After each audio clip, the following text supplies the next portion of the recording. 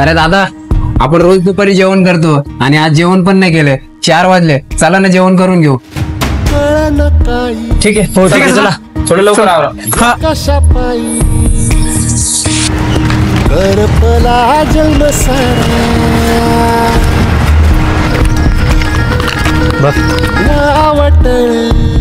अरे लखन, आज मी डब्बाच नाही आणला राव. आपण दोघं खाऊ ना तुझा डब्बा. ठीक आहे खाऊन घेऊ. काय करतोय तू? ते जात बघ कोणती, आपली जात बघ कोणती. अरे तू हा तोंडापुरतं एक मित्र तर वेगळी गोष्ट आहे. तुझं त्याचं घरचं जेवण करणार रे. अरे मी जास्त डब्बा आणलाय, आपण करून घेऊ जेवण. खाऊ ना आपण इकडं. अरे तू पागल झालायस का? मित्र आहे तो आपला, मित्रामध्ये तू जात आणतोयस.